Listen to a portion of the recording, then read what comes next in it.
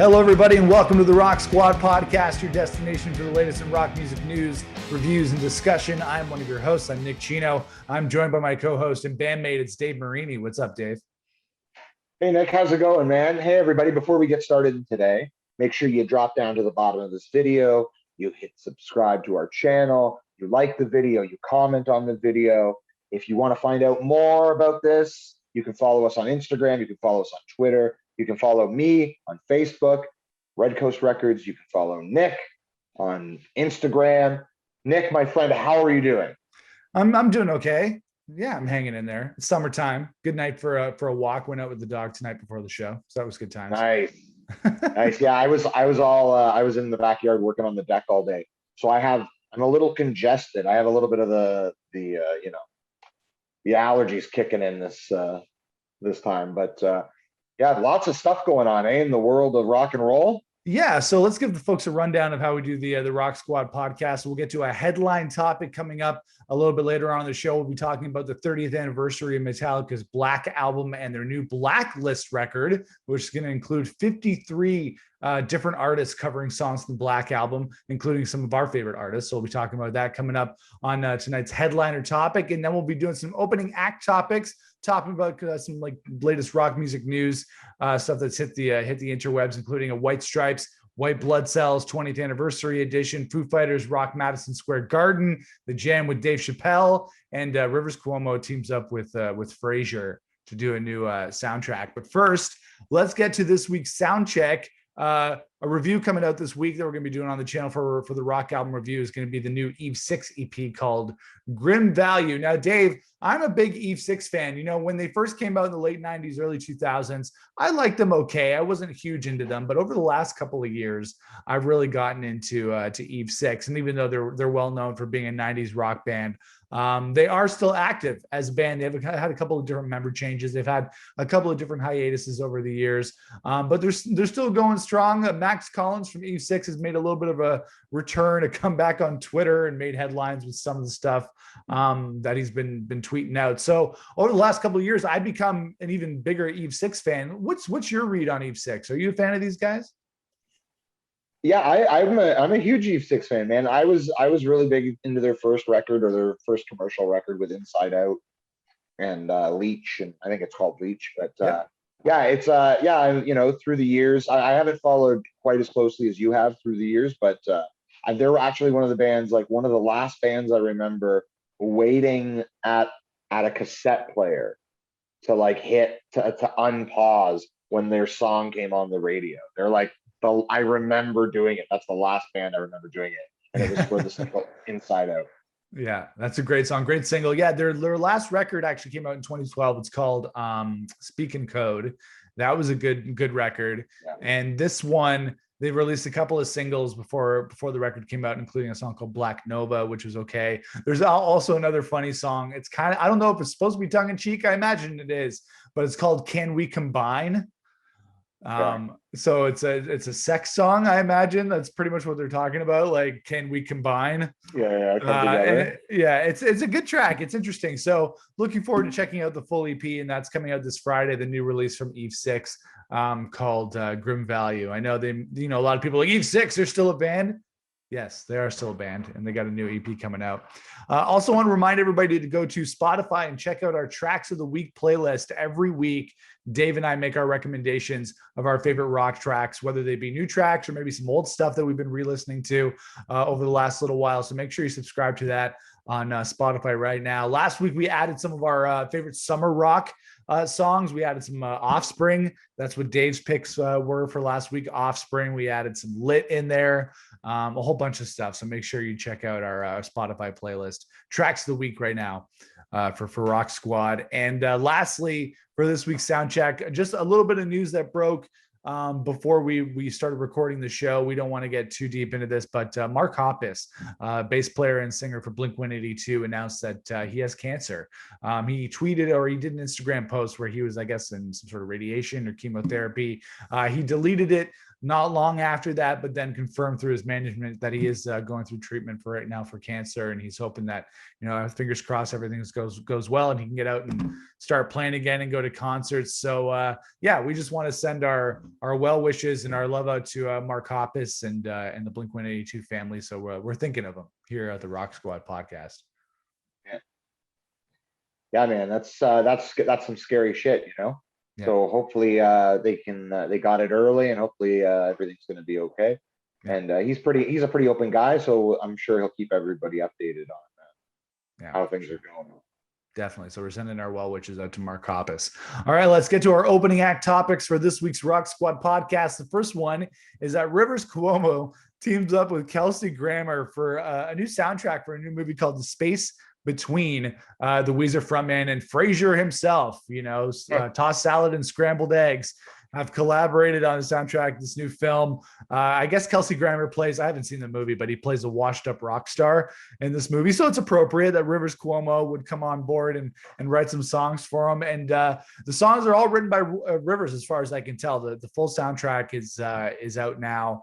Includes a guest spot from AWOL Nation. Dave, one of your picks for the Rock Squad tracks of the week a couple of weeks ago, that Pacific Coast Highway in the movies, which was another AWOL Nation and Rivers Cuomo collaboration. So he's on this one.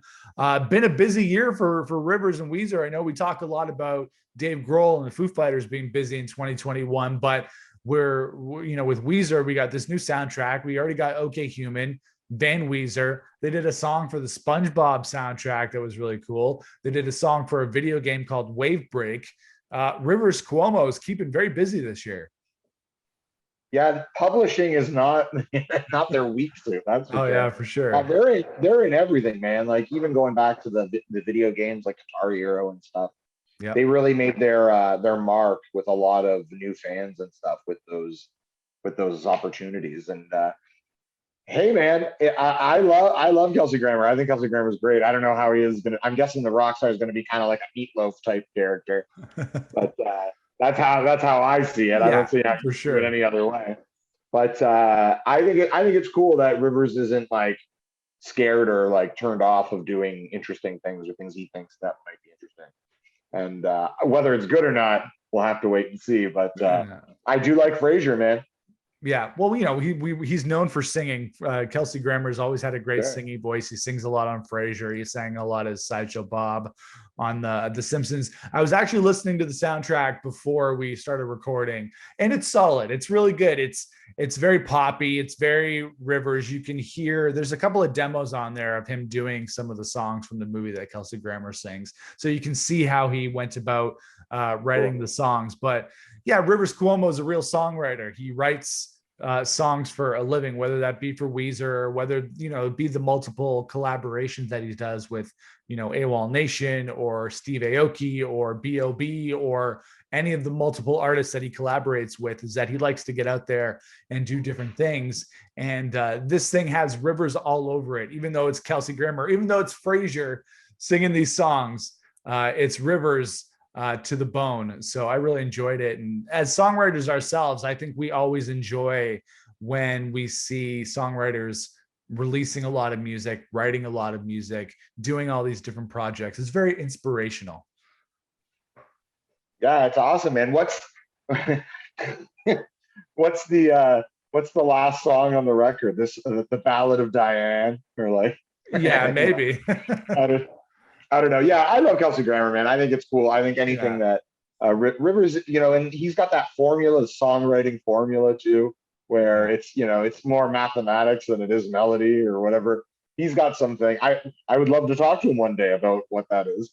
But yeah, man, it's cool. I like it when people step outside the box. It's something that you would think they would be uncomfortable, especially somebody like Rivers, who's for the majority of his career has seemed kind of standoffish, and so it's cool to me that now, almost 50 years old, he's like, all right, let's open the doors, let's do this, Right. And well, recently, I think we've talked about this on the show before, he started up his own website where he released mounds and mounds of unreleased Weezer demos stuff that he's done over the years for all the different eras. So he grouped them all together. So here's all the Green Album stuff. Here's all the White Album stuff.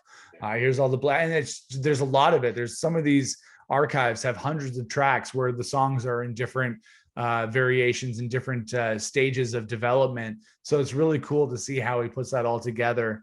Awesome. He has shed a little bit of light on how he writes his songs. And some people have criticized him because he's mentioned that he has spreadsheets of song ideas that he's cataloged over the years that he goes to and has information not just about what the song is, but also the BPM or the lyric or the key of the song, so that when he's writing, he just goes back to the spreadsheet and he can easily pull up ideas that he's had over the years. And it is a very technical way of writing. It may not seem to be the most natural or organic, but it is a really cool way of writing songs. And obviously, it's resulted in a lot of prolific songwriting from Rivers. So I can't really complain because the quality of the songs is still great. He's experimenting, he's doing different things, and I still find it super enjoyable. Yeah, I've actually started to catalog a little bit more too, like for songwritings for our band, Fools Union. Yeah. When going through demos and stuff like that, I've been kind of breaking them up into like, heavy rock songs or pop songs or more acoustic or more electric, whatever it may be. So I kind of get it. And it's funny because I kind of was doing detailed notes the other day about the genre and the vibe or what was missing in the groupings of the songs. So yeah, he seems to have a formula that works, and his songwriting to me is getting better and better, even though some people have a hang up with the Blue album and Pinkerton. But for me, I can see the progression and see that it's getting stronger and stronger, and the guy knows how to write a hook. What can I say? 100%. Yeah, for sure. And this new soundtrack is cool. So if you haven't checked it out, it's called The Space Between. Rivers, Frazier. It's pretty cool. It's worth listening to. All right, let's get to our next opening act topic on the Rock Squad podcast this week, and that is the Foo Fighters rock Madison Square Garden in New York City with Dave Chappelle. They brought the Rock back this past weekend. Their first big, well, they did a couple of shows in California, but their first big post-COVID comeback show at the Garden in New York. The band played to a fully vaccinated crowd, rocked all their hits, and delivered a few surprises as well. They did a cover of Radiohead's "Creep" with their comedian buddy Dave Chappelle. They were the musical guests when Dave Chappelle hosted SNL the last time, so they joined him on stage for that song. You can find the footage of it online. Dave, I was looking at this stuff, the set list, and just the fact that they were actually out there playing a show, and it was just so awesome to see the Foo Fighters back. It feels like things are starting to get back to normal. I know, the state of the pandemic is in different phases and stages depending on where you are in the world, but as seeing that they were in really bad shape in New York City last year during the pandemic, it's really cool to see that they came back. And just the idea that they played to a fully vaccinated but like capacity crowd. This wasn't a show where they limited the capacity. Everybody was there. They were vaccinated. We won't get into the politics of that. So that was fine. There were certain protests about that. But then, Dave Chappelle gets up on stage and sings with them. He doesn't have the greatest singing voice from what you can tell in this video online, but a solid set list too for this show. They did Times Like These to open the show, which was, a very appropriate song for that. And then they dedicated the show to their longtime stage manager, Andy Pollard, who died a couple of days before the show. But just great to see the Foo Fighters back out there. It feels like things are starting to move in the right direction. We've been talking about this a lot on the show over the last couple of weeks, but this was cool. I like to see the Foo Fighters back. It's back. Yes. Everything's happening. It's great. I'm super excited, man. I wish I was there. I love Dave Chappelle. I would have loved to help him sing "Creep" in the audience there, but yeah, it's very promising, man. Like, things are slowly opening up in Canada too, so we're watching it slowly happen. It's a little slower than the States, but if you're watching sports from the States or you're watching sports from around the world right now, we seem to have gotten over this last little bump. So hopefully by the fall, by winter, everything's back up, and then next year, everything is at full force. I'm already buying tickets. For 2022. So, I think it's there. yeah, and the more people get vaccinated, the quicker this is going to go. I Mhm. think that all the doubters out there, now that the numbers are going down, everybody's feeling pretty good. Things are starting to open up. People can get on with their lives, and yeah, I'm excited, man. I hope this is the first concert of many at Madison Square Garden, and I hope that the Foo Fighters come here soon. Yeah, for sure. Well, they were supposed to come to Hamilton, our hometown here, for Yeah, the van tour last year. They're going to be coming yeah, to the first Ontario Center, and then that show got canceled. Rage Against the Machine was coming here as well, and yep, then that got canceled. So yeah, depending on what the situation here is in Canada is, they can come back whenever they want because we are desperately in need of rock. The thing is, it's weird when you think about it. You know, for our entire lives up until last year, we went to concerts all the time, whether that be seated concerts or concerts where you're in a sweaty pit, next to people that you don't even know. It's so bizarre to think about that now, that you'd be in a large crowd with a bunch of strangers without masks, without social distancing. But the notion is starting to come back to me. I am starting to yeah, think about it. It's like, yes, we used to have lives. We did used to do these things. We yeah, used to go to concerts. We used to go see bands play. We used to have beer and smoke joints with people that we don't even know. And having this yep. communal experience, you realize, yeah, you're not going to be best friends with everybody that you see at a concert. A lot of times, maybe you're annoyed like me. I tend to get annoyed with people at concerts, but I'm like, man, what I wouldn't give to be annoyed at people again. Like I would love to be at a show and just feel that again. Yeah, man, I'm super excited. Like the just getting things back to normal, and the thought of standing shoulder to shoulder with someone with the goal of entertaining yourselves watching somebody create music. I can't wait. Like it's been too long. Even rehearsals with the band and writing with the band, everything's Yeah. been stopped. So, my our only outlet right now is us talking online. So Yeah. we're super eager to get at it, and we miss playing shows, and we miss going to shows. So yeah, I hope that this is the first of many great things. I bought tickets to go see Mother. That was Cool. the Yeah, so Mother, I got Rage tickets. I got a whole bunch. I went to go get David Copperfield tickets, the magician. Yeah. When I went to get the tickets, gone. Gone. Just like that. Magic. Yeah, Illusion. so sold out like that. Yeah. Well, I don't Um, have any. I don't have any concert tickets booked. But next time any band, Biffy comes back, or Don Broco comes back, Noel Gallagher comes back, any of those, Royal Blood, anything. If they come, I'm going, because it's been a while. The last show I saw was Don Broco in Toronto. So it's been a while. Much yeah, mine needed. was Said the Whale. We figured it out the other day. I saw Said Yeah. the Whale in Hamilton, like Nice. a week Casbah. after we went to Don Broco at the Casbah.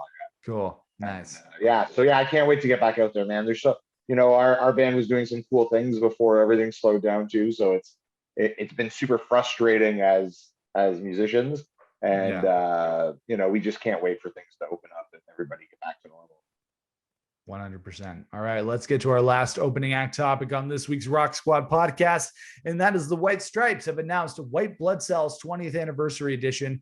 It's going to be a digital only release. It's going to be the celebration of their breakthrough record that came out in 2001. It's hard to believe it's been that long. It makes me feel very Whoa, old. It's going to feature a whoa, remastered version of the album as well as a live performance from the band. The full album performed at the Gold Dollar in Detroit, also from 2001. It's going to come out this Friday, June the 25th. And Dave, I know that this might be a controversial opinion. People might hate me for this, but I don't like Jack White at all, really, as a musician or a songwriter. I have never been a fan. I do like some White Stripes song. I like, some of the songs from White Blood Cells, a bunch of the songs they released afterwards, like Icky Thump or anything like that. I do like some of their songs, but there's just something about Jack White's music that's never really appealed to me. And I know that's not a popular opinion. I just remember when I first heard, fell in love with a girl on the radio in 2001, just not really being into it at all. To be honest, I was very resistant to indie rock of any kind at the time.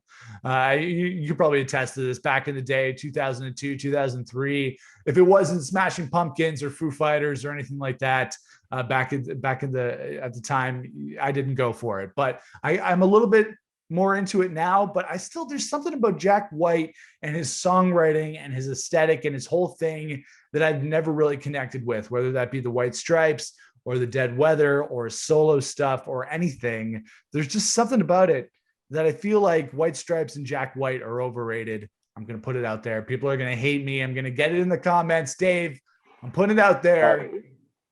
Maybe you're not as severe as me when it comes to Jack White. I could sit here and be the devil's advocate, be like, I love Jack White. Jack White.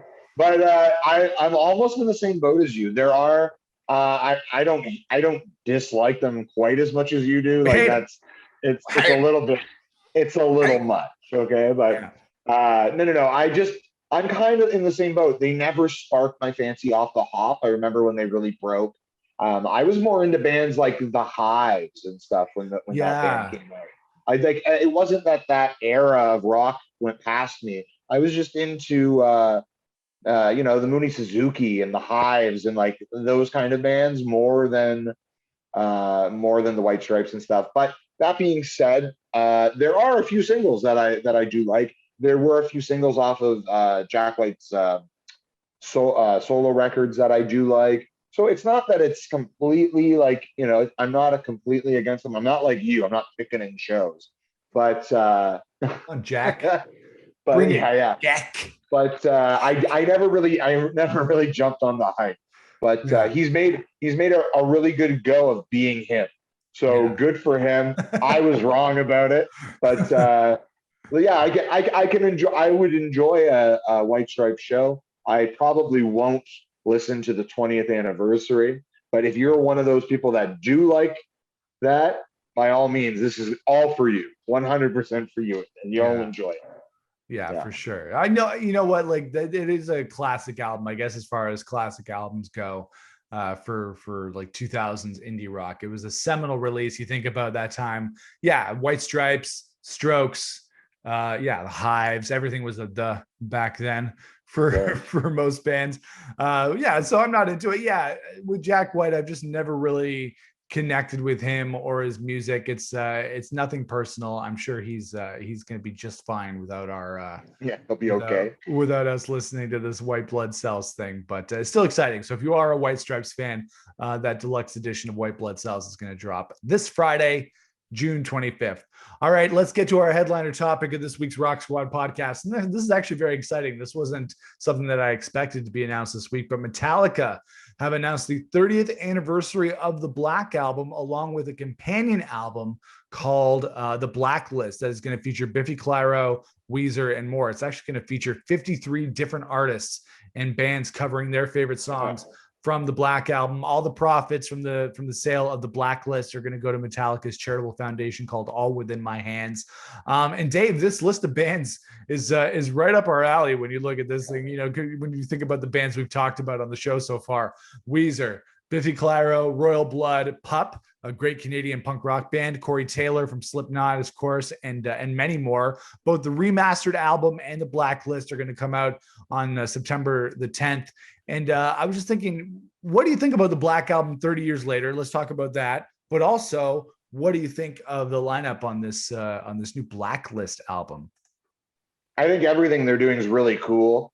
I think, you have to look back at the Black Album. Like you can't miss a 30-year anniversary. There's, I'm sure there'll be more about it too.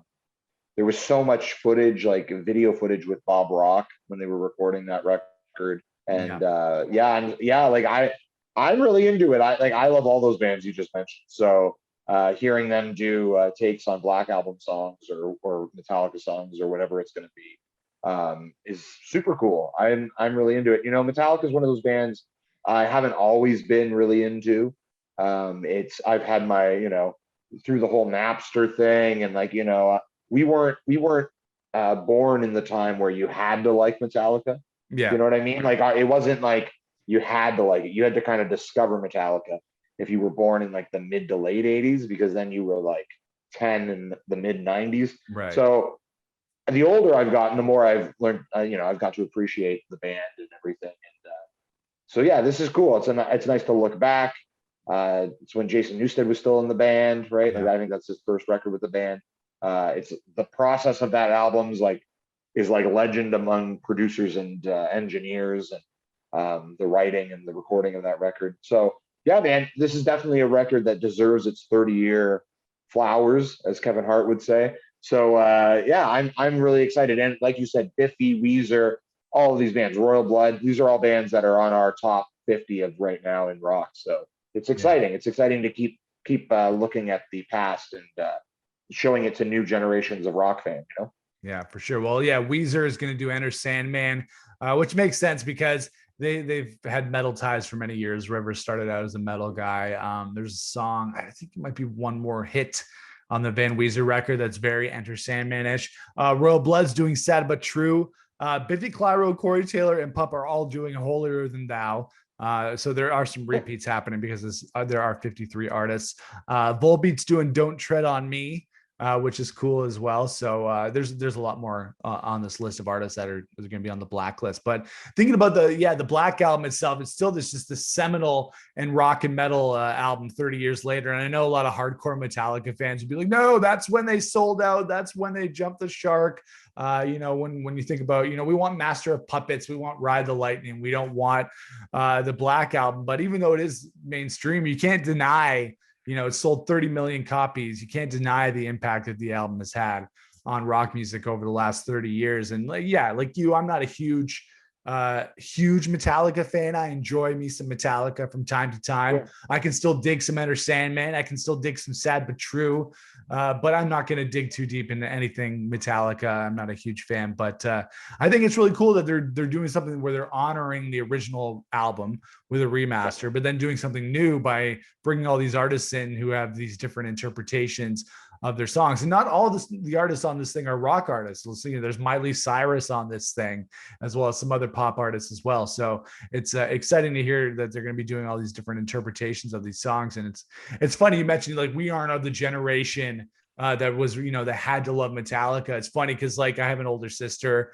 And when she was into music in the early 90s, that's kind of what I got into. So she was a little bit older than me, and she had Metallica, the Black Album. So I remember being in her room and putting on that CD and listening to Enter Sandman and Sad But True and Nothing Else Matters and all those hits, and just being like, oh, this is great.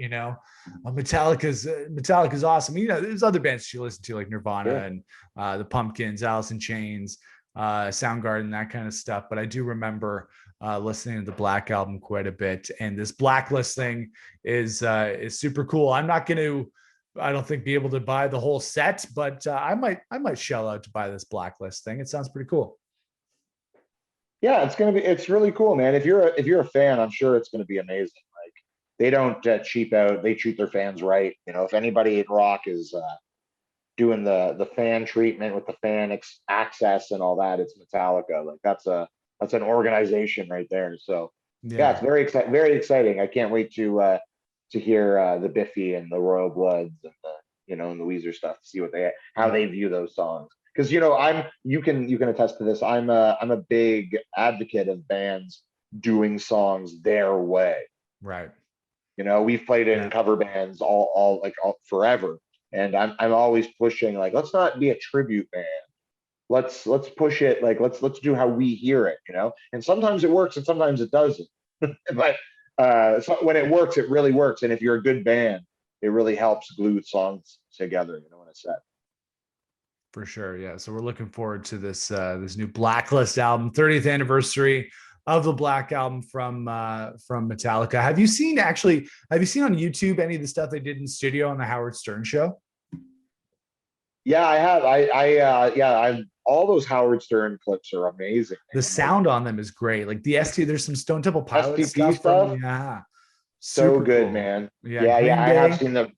In like the Metallica, they have like a full setup. It's like, I know they have like huge amps, and I'm like, it's what crazy. The fuck is happening? But the sound is so crisp and so contained. Yeah, it's so well mixed, and everything is so well put together when they do those sessions. It's crazy that Howard Stern obviously is high profile guy. It's on Sirius XM, but for them to have the best live in studio sound, it's so hard to get that sound right. Sure. When you look at episodes of SNL or any radio program or anything like that, live program, late night show, it's very hard to get the right sound And they do it so well on Howard Stern. So I would recommend anybody check out, if you want to look up some videos on YouTube and fall down a little bit of a YouTube rabbit hole, check out some Howard Stern stuff. Yeah. There's lots, man. I think there's some Van Halen stuff too. Oh, yeah. There's like, there's some Ozzy stuff too. Like there's all sorts of cool stuff. If you're a fan of rock, Howard Stern definitely caters to your palate. Yeah. Foo Fighters stuff. There's some good acoustic stuff from the late 90s.